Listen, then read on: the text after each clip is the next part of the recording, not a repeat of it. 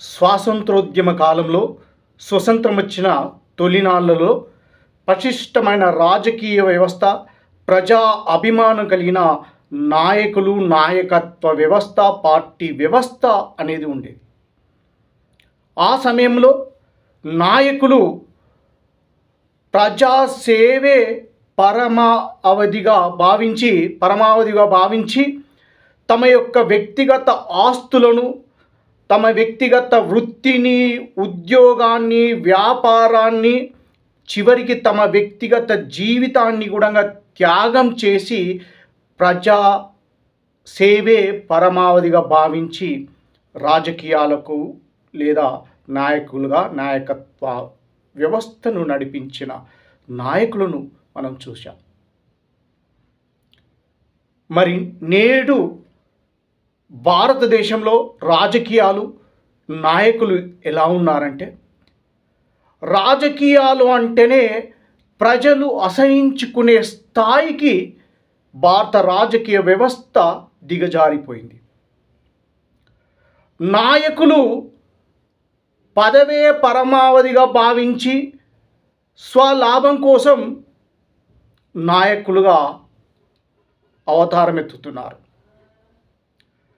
భారత రాజ్యాంగ నిర్మాతలు భావి రాజకీయాలు, భావితరం ప్రజాప్రతినిధులు ఈ విధంగా తయారవుతారని వారు ఊహించలేకపోయారు.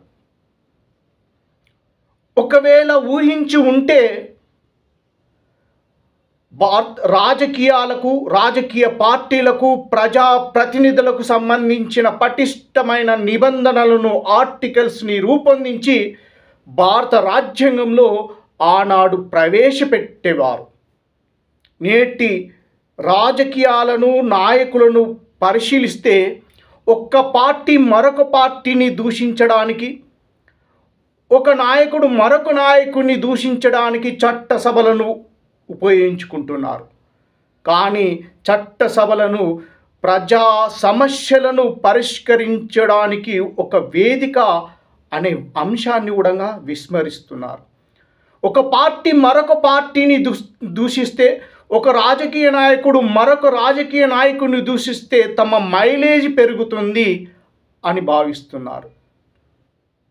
ఇలా మారుతుంది భారత రాజకీయ వ్యవస్థ. ప్రజాప్రతినిధులు, భావితరం ప్రజాప్రతినిధులు, నాయకులు మారతారని రాజ్యాంగాన్ని రచించిన రాజ్యాంగ పరిషత్ సభ్యులు ఆనాడు ఊహించలేకపోయారు.